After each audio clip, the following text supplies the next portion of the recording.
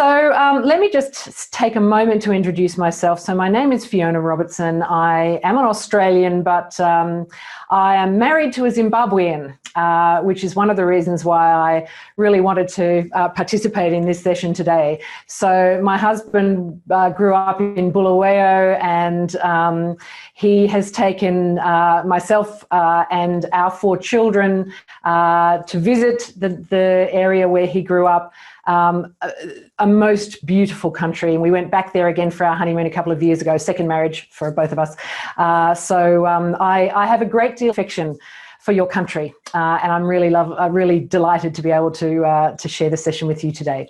So from a professional point of view, my background is early on was in communications consulting. So I was working at a public relations consulting firm in London for about 8 years. And then when I returned to Australia, where I'm from, I began to work for one of our largest companies. It's called the National Australia Bank. You probably haven't heard of it, but it is our 5th largest company, and stayed there for many years, eventually becoming head of culture. It's an organisation that has around 35,000 employees. So it's very large.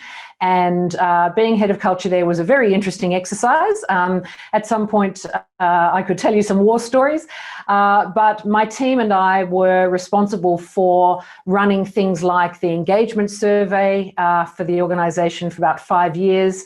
I also was lucky enough to be in that role when a new set of values was rolled out across the organisation, and then did a lot of the groundwork for what became the purpose for the organisation. So that was a large part of my experience.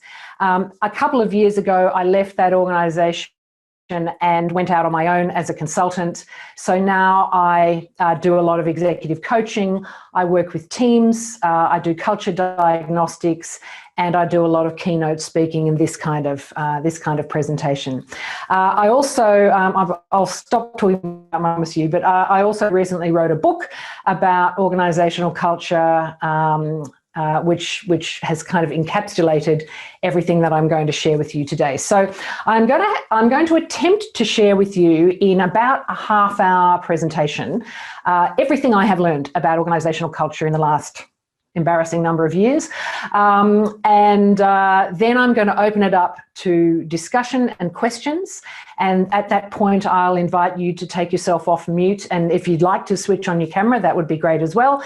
And you can ask me any questions you'd like, and we'll use the rest of our time to have a more interactive discussion. So that's our plan. I think we have everybody on mute. I can just see a couple of people who are not currently on mute. So if you wouldn't mind, there's someone called Simon and someone called Linda who are not currently on mute. That would be super helpful if you wouldn't mind. Thanks, Simon. And Linda, if you wouldn't mind, that'd be great too. All right, so let me start by going back in time, a very long time. If you think about the history of our planet, the Earth has existed for about 4.5 billion years. And I don't know about you, but whenever anybody tells me anything like that, my brain starts to fizz and I can't conceive of what 4.5 billion years could possibly look like. So what I find useful is to think about it as though it was the equivalent of one normal year. So if you did collapse down the history of the planet down to 1 year, is that mass extinction event that most of us are taught at school, where the dinosaurs disappeared, that happened in around about the 3rd week of September of our notional year. And it took a very long time, until about the 3rd week of November, for the Earth to be repopulated with mammals and birds and mammals. So if you think about our history in this way, human beings arrived about 200,000 years ago, which sounds like a long time ago, but in actual fact, in the equivalent of a human year, that is just in time to put up the decorations for the New Year's Eve party. So humans arrived at about noon on the 31st of December. All right, we've got somebody who's not on mute. It would be really helpful, guys, if you could pop yourselves on mute. Thank you very much. Humans arrived at the equivalent of the 31st of December at noon. which again seems like a lot, we've existed for a very, very short time in the history of our planet. Now, why am I talking about this? I'm talking about this because there are two different types of evolution that have happened on planet Earth. And the one that we know the most about, the one that we're taught about at school, is biological evolution. So this is genetics. It is glacially slow. So we all know how it works. There would be some kind of mutation in a species. That mutation gives the species an advantage, an evolutionary advantage. So those with that mutation will tend to be reproduced, and so it goes. So the species will very, very, very slowly evolve. If you were to graph that kind of evolution, it's essentially a flat line because it's unbelievably slow. But when humans arrived, a second type of evolution began. About 80,000 years ago, so still well into the evolution of human beings, when we acquired the ability to communicate with one another, then a second type of evolution began, and that is cultural evolution. So the exchange of ideas and the ability for us to watch and learn from one another and communicate, that type of evolution, it has actually gone up exponentially. I think we've just got somebody not on mute, so if you wouldn't mind popping yourselves on mute, that would be super helpful. Sorry, I can just hear some background noise. I'm so sorry to keep asking, but if you could pop yourselves on mute, that would be super helpful. All right, so we've got somebody on the phone in the background. Memory, I don't know if it's possible as host for you to put everyone else on mute, but if you wouldn't mind doing that, that would be great, and then I'll just unmute myself. In advance,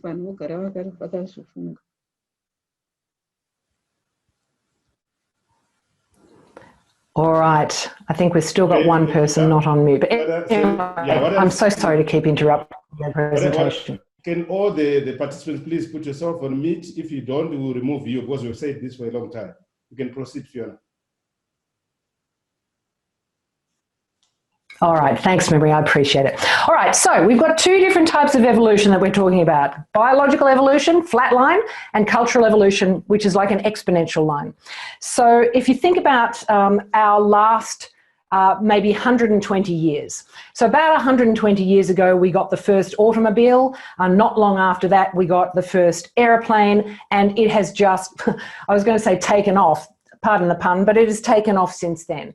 So it's sometimes important for us to remember how quickly things are changing. So Beyoncé probably do. I think she's globally known. Her first album was in 2002, and we've had Facebook since 2006. So we've had Beyonce longer than we've had Facebook. That's how quickly things are changing. So Facebook arrived 14 years ago. That's the blink of an eye, and yet the entire world has fundamentally changed in that time. Now, why does this matter? It matters because the human brain has essentially not changed for 80,000 years.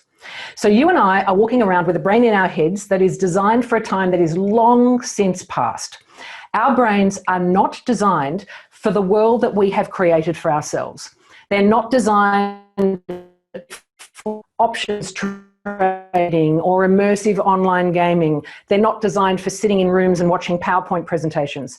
They are particularly not designed for doing what we're doing right now, over a screen type of communication. And I'm just going to digress for just a moment to talk about this, because the world that we're now living in during the pandemic, in Australia here, we are in a hard lockdown, and I know things aren't quite the same for you over there.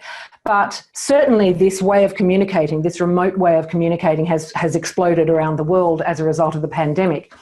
So what happens in our brains when we see another human being on the other side of a screen is that they actually get very confused. There's research that shows that if you and I were sitting 6 feet from one another, a couple of meters from one another, my subconscious mind knows what your pulse rate is, how quickly your heart is beating. and is reading things like pheromones, is reading micro expressions, is doing a whole lot of work that happens under the surface when we're physically present with one another. But when we're trying to communicate over a screen, our brains see another human being and get very confused. It's like they're shooting out this kind of subconscious Bluetooth and hitting the brick wall that is the screen. And that means that our conscious mind has to work far harder to do all of the things that we're used to doing. So reading micro expressions and understanding how people are genuinely feeling on the other side of a screen. So if you're exhausted at the end of a day of Zoom meetings, I share that along with every other human being on planet Earth. So our brains are not designed for the world that we have created for ourselves. And what they are designed for is this. The last 5 times I heard a rustle in the grass, it was probably a lion. I've heard another rustle in the grass, it's probably a lion again. I should run now. So our brains are threat detection, pattern recognition machines designed to take those signals, filter out as much noise as possible and react. So we're in this situation where we have an old brain and we're trying to operate it in this current environment. All right, how does everything I've just been talking about have anything to do with organisational culture, which is what today's talk is actually about?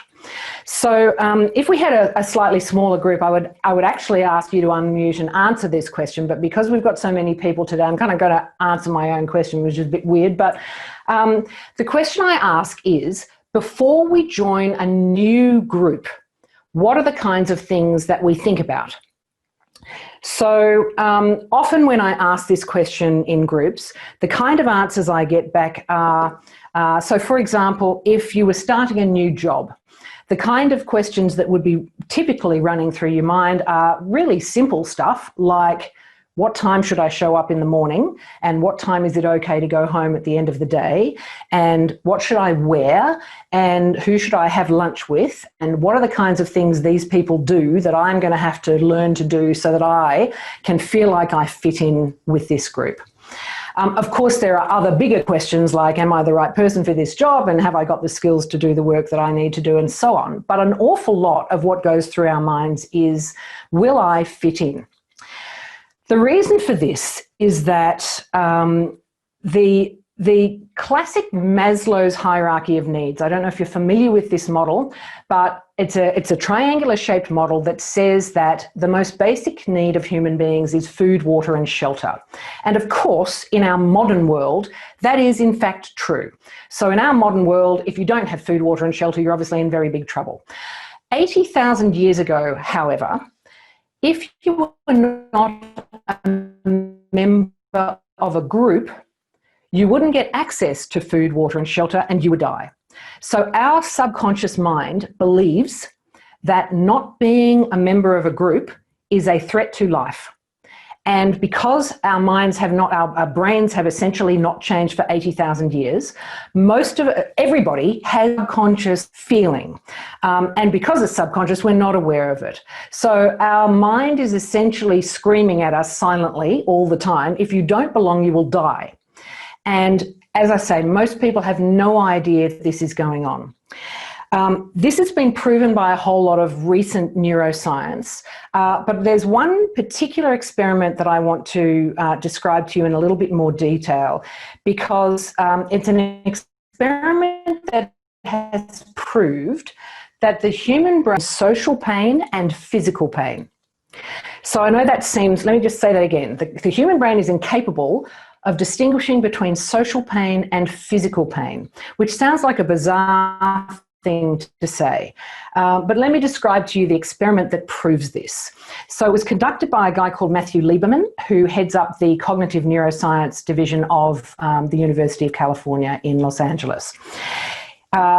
They used a technology called functional MRI machines. So you would be familiar with the traditional MRI machine, the big tube that you have to lie in. Obviously, there's not a lot that you can do while you're lying in a machine.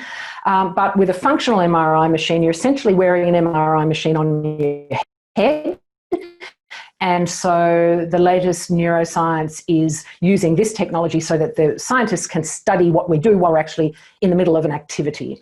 So that was the technology they used. They asked the subject to wear one of these, and he was placed in front of a screen and told that he was going to be playing a game with two other people. Now, he was actually not playing with people, he was playing with a computer, but he didn't know that.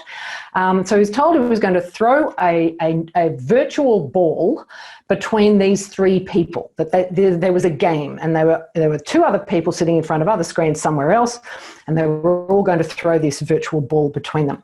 So in round one of the experiment, the subject was told, "I'm really sorry, but there's a problem with our connection at the moment, so you can't participate for a moment.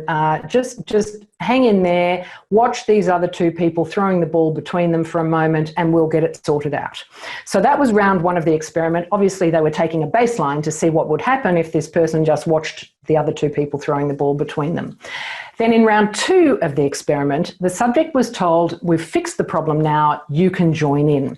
And so for a while, the three of them were just throwing this virtual ball randomly between the three of them. But after a few minutes, the other two supposed people started to throw the ball backwards and forwards just between the two of them, and not ever throwing it to the person who was the subject of the experiment. So the first time round and the second time round, they ended up watching the same thing, which was the two people throwing the ball between them. But in round one, they believed they couldn't participate. And in round two, they believed that they were being deliberately excluded by the other people. And lo and behold, all the pain centers of their brain lit up like a Christmas tree. So exactly the same pain centers that light up if you hit your thumb with a hammer. So they were able to conclude that the human brain cannot tell the difference between social pain and physical pain. And this is linked to what I said before. This is because our subconscious mind believes that if we are excluded by a group, that's a real threat, and not just a threat to our feelings, but actually a visceral, literal, physiological experience of pain. Why does that matter? It matters because I love this photograph. I hope you can see this. These two little kids are kissing, and this little girl is definitely not happy. And I would love to tell you that we, adults are, more sophisticated than that, but we're not. Essentially, we feel pain, the pain of exclusion, exactly the same way that we feel the pain, of some kind of physical event. So whilst human beings are, the ultimate social species, we're actually not the only social species. There are a number of other species that will choose, the connection with others more than they will choose basics like food, water, and shelter. So this photograph's a little bit hard to see, but this little monkey has chosen what it believes to be another monkey over food. And there are a number of other species that have that same kind of effect. So the most basic need of human beings is not food, water, and shelter, bizarre as that may sound. The most basic need is belonging. Again, how does this relate to organisational culture? So when we join a new group, we go through a process very quickly of identifying what good looks like around here, what is successful behaviour in the group. And here is how that works from the point of view of a model. So we behave our way to belonging in our new group. So the first thing we do when we join a new group is we look around to see what behaviour is exhibited by the other members of the group. And we have evolutionary superpowers that allow us to do this with incredible accuracy. So we can see all the details of what other people's behaviours are like. But more importantly, we also see the response of other people. So we evaluate whether or not the behaviour that we're observing is earning that person greater belonging in the group or is losing that person belonging in the group. And again, we have evolutionary superpowers that allow us to do this with incredible accuracy. We notice a raised eyebrow. We notice a deep sigh. We notice arms being crossed. We notice whenever a person has done a thing that is disapproved of in the group, and we obviously notice when somebody does something that is approved of, that earns them greater belonging in the group. So once we've watched for a while, and it doesn't take very long, we then start to experiment with that behaviour ourselves. So we try it out and we see what kind of reaction we get to the behaviour that we are exhibiting. If we get the desired result, so if our behaviour earns us greater belonging in the group, then we begin to embrace that behaviour as the new normal. So people often use that phrase, the way we do things around here. We start to embrace that behaviour as the way we do things around here. And that's when things get really interesting, because if you have earned your belonging using a certain set of rules, so you've followed the rules, you've earned the belonging in the group, following those rules, then it becomes, you have a vested interest in keeping those rules the same. And so you then start to enforce them. So if somebody suggests that we do things a little bit differently, we often find that we'll be thinking to ourselves, oh no, I don't want to do it the new way. I actually prefer the old way. And that's a subconscious defensive mechanism of our brain basically saying, if the rules of belonging change, then my belonging is at risk. And because belonging is the most basic need of human beings, my brain is telling me I will die. And I have absolutely no idea that that's what's going on. That's all happening at a subconscious level. So we use our behaviour to earn belonging. That's why I define culture as the rules of belonging in a group. So, and the interpretation of behaviour that actually matters more than the behaviour itself. So let me give you an example of what I mean by that. So let's say that you're at a meeting in your organisation and the most senior person in that meeting leaves the meeting before the end. I've worked in organisations where doing that would actually be seen as a badge of honour. That person's clearly very busy, and in that particular culture, busy meant important, and therefore if they had to leave the meeting before the end, they must be important, and that behaviour actually enhanced their status, enhanced their belonging in the group. But the exact same behaviour, leaving the meeting, the most senior person leaving the meeting before the end, in another organisation would be seen as unprofessional, as a person who didn't care about the time of their colleagues, who didn't care about making next steps and accountabilities clear. So identical behaviour in both cases, a senior person leaving a meeting before the end, but interpreted completely differently in those two cultures. So the interpretation of the interpretation of behaviour is where culture really lives. It's fine cultural rules of belonging, and why it's a bit like, I don't know if you guys have seen the Matrix movies, but the idea of the Matrix movies are that, you're living in this artificial construct, but if you don't know you're living in the artificial construct, then you don't see anything because you don't know that there is anything to see. But the minute you know that you are living in it, you can't unsee it. You see it everywhere. As you know that culture is the rules of belonging, then you see it absolutely everywhere. It is completely pervasive in every team and every organisation. And once you see it, you can't unsee it. So I know one of the things we wanted to talk about is how do you change culture? Well, you change culture by changing the rules of belonging. You first have to identify what they are. You then have to figure out what you want them to be. And the question to ask is, what behaviours do we want to encourage more of in order to successfully execute our business strategy? And then we take steps to make sure that those behaviours are the ones that earn belonging in our culture, and the ones we're trying to discourage are the ones that lose belonging. All right. That is everything that I wanted to share with you in terms of a formal presentation today. So I'm going to now take any questions you have, but what I'd love to understand is just a general sense. I mean, I can't see, in fact, I don't think I can see Philip, but I don't think I can see almost anybody else. So I'm not quite sure whether what I said to you has made sense. I'm not sure if it rings true for you. And so I'd love to get some reactions of people. If you are happy to take yourself off mute and maybe even switch on your camera and just let me know what you think. Oh, okay, I'm getting some thumbs up. That's lovely. But I'd love to know from a couple of you just some comments about what you think about what I've said, and does it feel true for you? Have you seen this happen in organisations? Thank you, Fiona. While they're thinking about that, I think I will start with the question. And this question is on the changing the culture.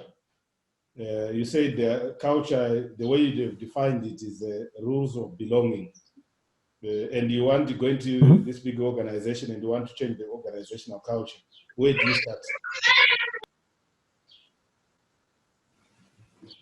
I'm so sorry, Memra, I missed the very end of your question then. I'm just saying, where do you start if you were to go into an organization and you want to change the culture? Yeah. The rules of where do you start? Okay, understood. All right, so the place to start is firstly notice what currently are the rules of belonging in the organisation or the team. So you can do this in a number of ways. One of the easiest ways is ask a new person. A new person, they'll be able to see it far more clearly than the people who've been there for a long time, because the people who've been there for a long time have adopted whatever is the successful behaviour in the group, or they left. So if they've been there a long time, they probably can no longer see it. It's very hard to observe a system when you're inside that system. So asking a new person is a really great way to do it.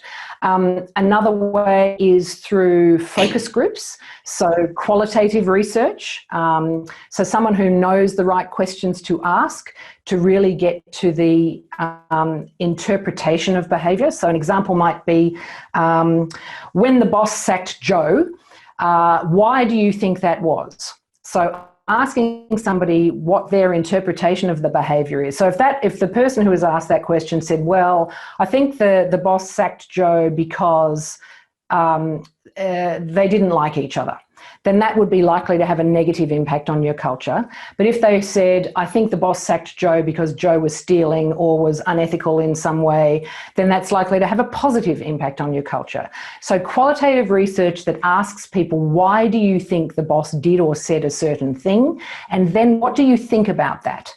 Are you happy about it? Do you think it's a good thing or a bad thing? So identifying the interpretation of behaviour and identifying the current rules of belonging. I often ask leaders just to reflect on their own team.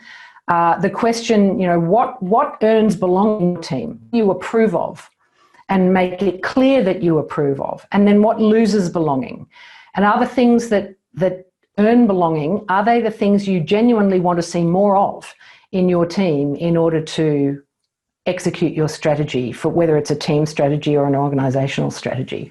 So the first step is to notice what you've currently got, and then to very overtly figure out what you want if it's different. So if you don't have what you want now, figure out what behaviours you want to see more of, and those would be behaviours that will help you execute your strategy faster. And then figure out how to make sure that doing those new behaviours is what earns belonging. There's obviously a lot more to it than that. And at the risk of plugging my book, that's what I've written in my book, is a sort of step-by-step exactly what you do to diagnose the culture you've got today and identify what you want it to be. And then there are a whole lot of possible ways of shifting from one to the other. And every single organisation is going to be different.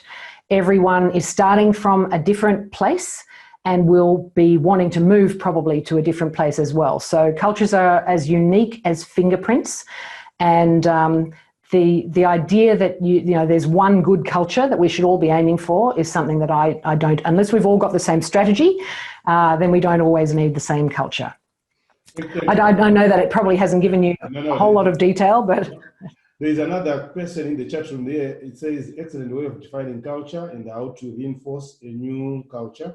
Who decides what is good culture, especially where change is likely desirable in the eyes of the customer or stakeholder of the organization?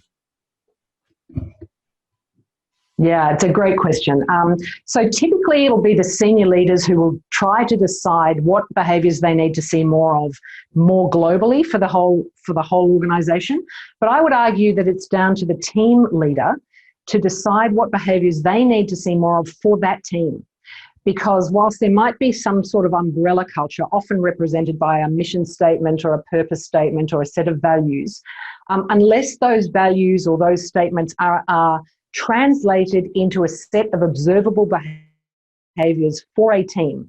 Each team has a different role to play in the organisation, and each team needs to exhibit slightly different behaviours to get to the desired outcome for their team. So who decides what it is? I think it's a combination of the senior leaders and the leaders of teams. Obviously, the team members need to be part of this. The extent to which you can involve all of your people in these conversations is a chance to get them to genuinely co-create the culture that they want to be part of. And then to be really explicit about, okay, this particular change, let's say there's an organisation that is very internally focused. So that people are far more focused on pleasing the boss than they are on pleasing the customer. And it's essential for that particular organisation to become more externally focused on their marketplace in order to be successful. Then calling that out and making sure everybody in the organisation knows that, you know, pleasing the customer is actually more important than pleasing the boss. And then the boss would have to behave that way and make it so that the only way to please them is to please the customer. So there's a whole lot of nuance to how you change a particular aspect of your culture. But yeah, so it sits at several different levels. It's not easy. Thank you, Fiona. It's simple, but it's not easy. Yeah, I've got Dr. Nariri there who want to, his hand is up. Dr. Nariri, you can go ahead. Yeah, I think you have partially answered one of my presentation. I wanted to check in terms of the role of the leader in terms of creating the culture, especially in an environment where leaders change very often. For example, I'm looking at a situation whereby we recommend that the CEO of a company heads the company for say 5 to 10 years, but no more than that. How can that culture be sustainable? How can it outlive that leader, especially if the leader is very important in creating the culture? Mm-hmm. Very, very important. Yes, it's such a great question because I think honestly it depends on a number of factors. It depends particularly on the size of the organisation. So the one that I spent a lot of my time in was 35,000 people. And to be perfectly honest, even the CEO, so the leader of that organisation, didn't manage to shift the culture to the extent that he wanted. Because all the hundreds of senior leaders that sat beneath him all had a vested interest in keeping things the way they were. And he battled for, well, 5 years as it happens, and just wasn't able to shift it in the way that he wanted. So sometimes even the most supposedly powerful person in the system is powerless against changing these rules of belonging because they were using symbols like values, but never getting to what sits underneath them. Yeah,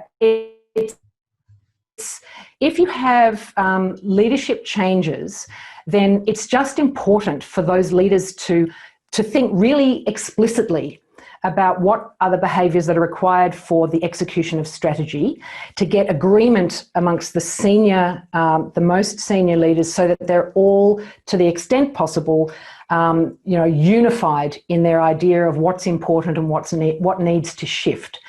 And doing so in a way that makes it safer for them all, so psychologically safer for them all to do the new behaviours than it was to do the old. But the only way to do it is be really explicit. Otherwise, if it continues to hide in the shadows, if it continues only happening at a subconscious level, you're not going to see the kind of shifts that you need to see. Thanks so much. Thank you very much. You're very welcome. Can we have any other questions from the other participants? If there are any questions, you can put on the chat or directly ask directly to Fiona. Yes, Philip, you can unmute yourself and proceed with your question.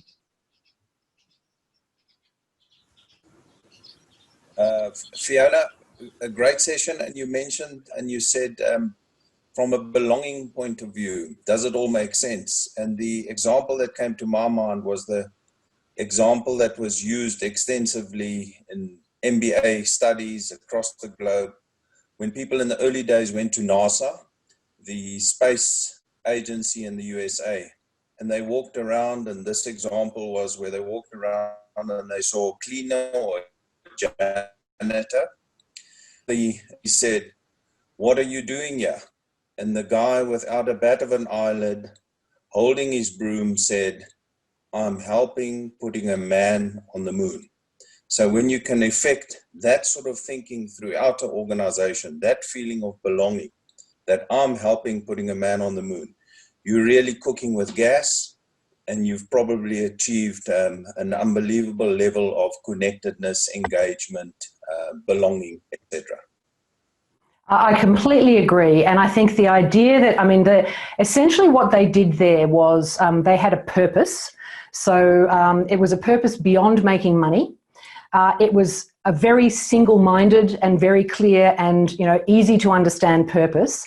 And everybody who worked there, that's a perfect example. Everybody who worked there knew that that was their purpose, and they were there to help with that purpose. So what I see, I mean, I've seen a lot of development of purpose statements recently. It's become, the new kind of thing to do is to have a purpose statement developed. The problem I see with this is that, it's connected to what the gentleman before said, that, if the purpose is created by one leader, and then 5 years later there's a different leader and they want to do something different, then it's very hard for people to really genuinely subscribe to a purpose statement. And the other problem I see with it is that, often these are, but they're not lived. They're not used to make decisions. They're not, particularly when that is inconvenient. So the moment you have a purpose statement but don't live it genuinely, we all can tell the difference between what is said and what is done. And when we see that gap, we get very cynical about these kinds of things. I think, it's true also for sets of values.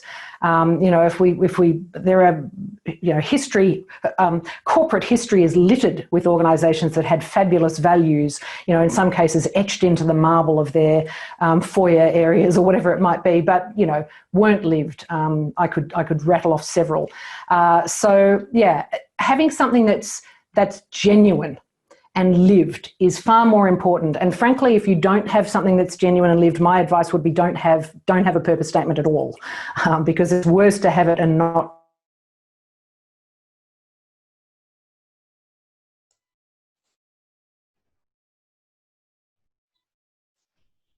Hello. Live it. Yeah. Carol, Fiona. Yeah, okay. The other question, Fiona, is this is a question that I have. I'll ask another one. There's another, maybe let me give the participants a chance. There's a question here. With the human brain incapable of distinction between social pain and physical pain, does that explain why people struggle so much to belong to certain groups or cliques in an organization, at church, etc.? Yes, absolutely it does. Not only is it true that we can't distinguish those things, but most people have no idea that is true. And so I'm sure many of you will have heard of this concept of psychological safety. So there's a woman called Amy Edmondson, professor, I think she's Harvard, I'm not completely sure actually, but she's done research into what makes teams work effectively, and came to the conclusion that the bottom line was this idea of psychological safety. So that is that your colleagues will give you the benefit of the doubt if you ask a question, admit a mistake, question the status quo, or have a new idea. That you won't be ridiculed, that won't be punished in any way for doing any of those things. And it is a lack of belonging. So feeling like, you're ridiculed is interpreted by the brain, that is social pain. And that is interpreted, as I've said umpteen times, exactly the same way as physical pain. So, when we're in a situation, let's say we're in an organisation that requires a high level of innovation, and we all know that you're not going to get innovation without making some mistakes. The two things don't go, you can't have innovation without making mistakes. But if you believe that, even at a subconscious level, if you believe that when you make a suggestion for a new way of doing things, that your colleagues will laugh or somehow tell you that that's a bad idea and make you feel less than or lose some belonging, that hurts. And not figuratively, that hurts literally. And so we'll only do that a couple of times. We're not stupid, we'll only do that a couple of times before we stop.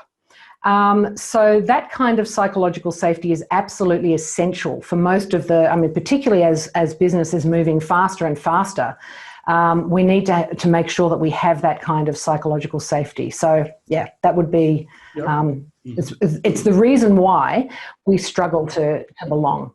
Yeah, thank you, Fiona. The one other question that I have is, I was reading a research by MIT, where some researchers from MIT, where they went in to look at company values based on the mission statement and the vision.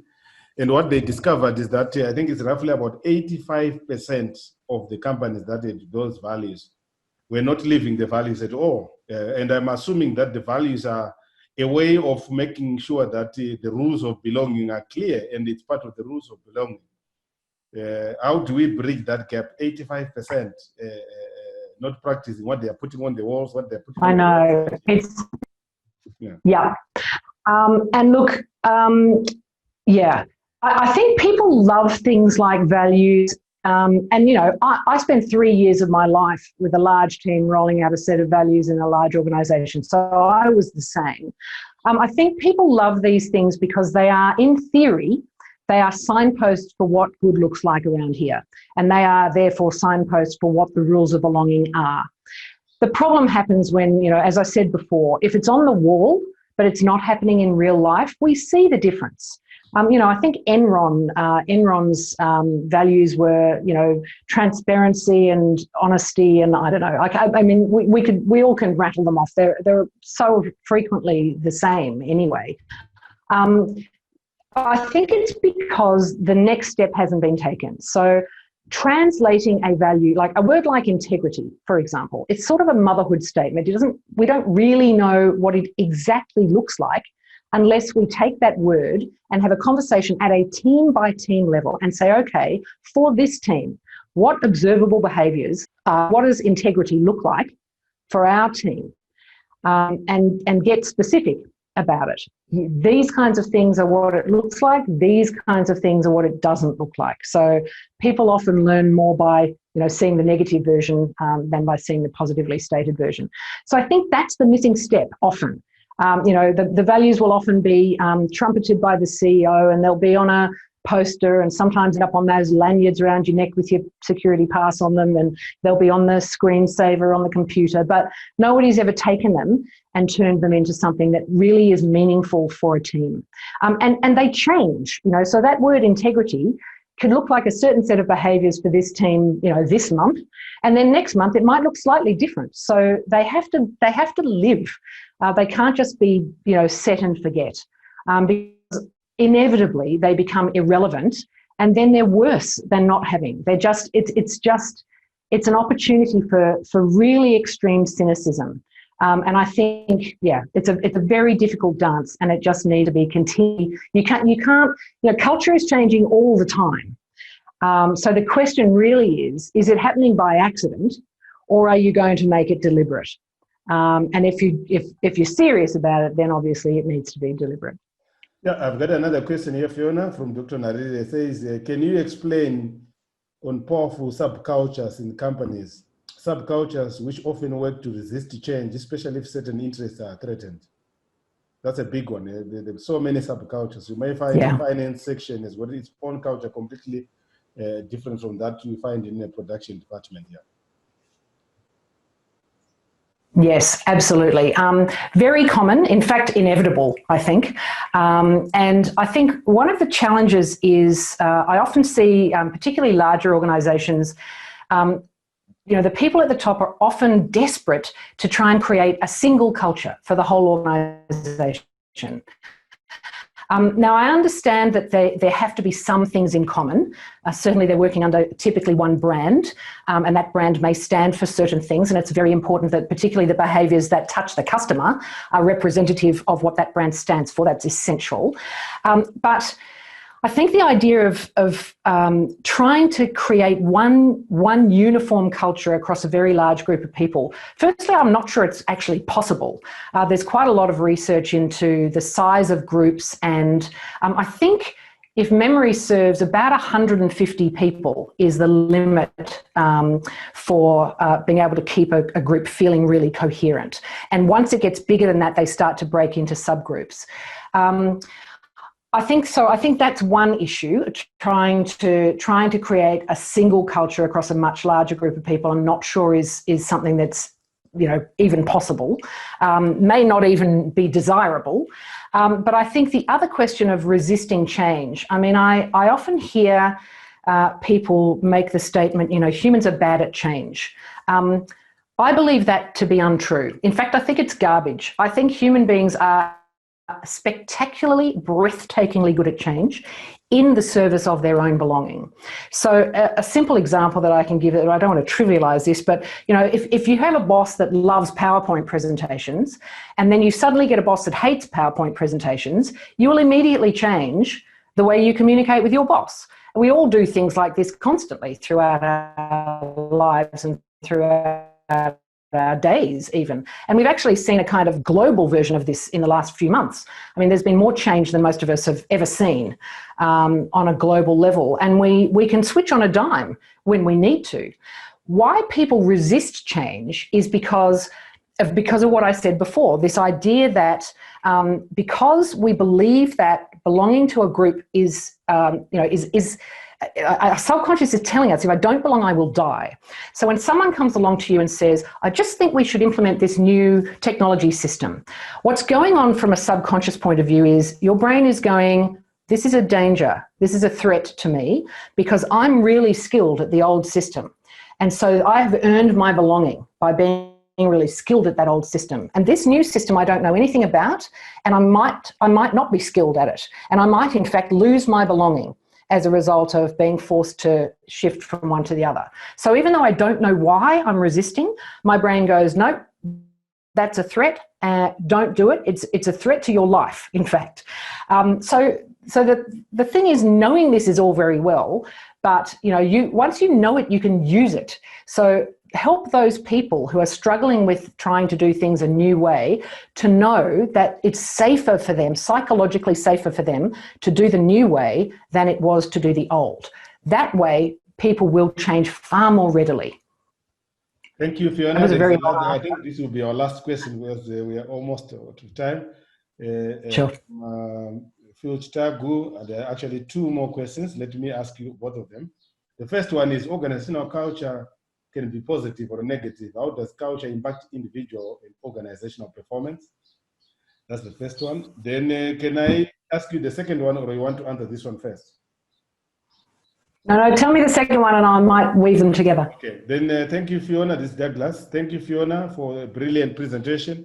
My question centers around the role of cognitive processes, where leaders appeal to the merits of change in strategic direction, while people are fixated on the emotional attachment to their groups. How do you help people engage in a higher level thinking than mere social reinforcement by following rules of belonging? Yeah. Okay, I'm going to answer the last question first. Yes, it is a challenge to get people to let go of just want to conform, to be safe, and wanting to adopt the existing rules of belonging. I think what I have found is that by having this exact conversation, actually, by helping people to understand what is happening for them, because most people have no idea that this is going on for them all day, every day. And so helping to raise their awareness about what is actually happening suddenly allows them to see it. There's an old cartoon strip in Australia where there's a fish bowl and two fish are swimming around in the water, and one says to the other, "How's the water?" And the second one says, "What's water?" You know, when you're in it, it's impossible to see it. So just making people aware of what's actually going on for them and for their groups really does help them to see it, and then to have sensible conversations about what it actually is. And then to talk about, okay, well, if this is the existing behaviours, we're reinforcing these by giving additional belonging as a result of these, then we need to figure out what the new ones are together. What do we need to see more of and less of in this group to make sure that we are moving our organisational strategy forward? I'm going to have a go at answering the second one. You know, what's the impact of culture on organisations and on individuals? To say that the impact of culture is profound is an understatement. We've all heard the old quote, you know, culture eats strategy for breakfast. The reality is none of strategy, no strategy on a page, no PowerPoint presentation, none of that will make any difference to anything if you don't have the culture to execute it. So I see a lot of organisations, a lot of leaders at the moment rethinking strategy for obvious reasons, but very few of them are asking, do we have the culture to execute this strategy? And linking culture and strategy explicitly together. So if that is done, if there is an alignment between culture and strategy, then organisational performance definitely improves. There's a statistic from a McKinsey study. I'm not going to be able to remember the exact number, but I think it's something like a 2/3 improvement in organisational performance with the right type of, with the right type of culture for the right strategy. And in terms of its impact on people, again, profound. So if you are in an organisation and you feel like you don't belong, and you feel like you're not heard and you don't have that psychological safety, it's not safe to contribute, it's not safe to ask questions, it's not safe to question the status quo, it's not safe to have a new thought, then you kind of start to shut down. It is such a basic need that people get sick if they feel that they don't have there's studies that show that belonging or loneliness cause premature death. So it's really profound. But then I'm a culture expert, so I would say that. But there's lots of evidence for it. Now, I'm conscious that I'm giving you very long answers, and I think we're pretty much out of time. Yeah. Okay, I think... Anyone would like to... Carry on, Fiona. I was just going to say, if anyone would like to, I welcome new contacts on LinkedIn. You can find me on LinkedIn under Fiona Robertson. And also I have a website, fionarobertson.com, where there's lots more articles and little videos and things that you could look at if you're interested in more.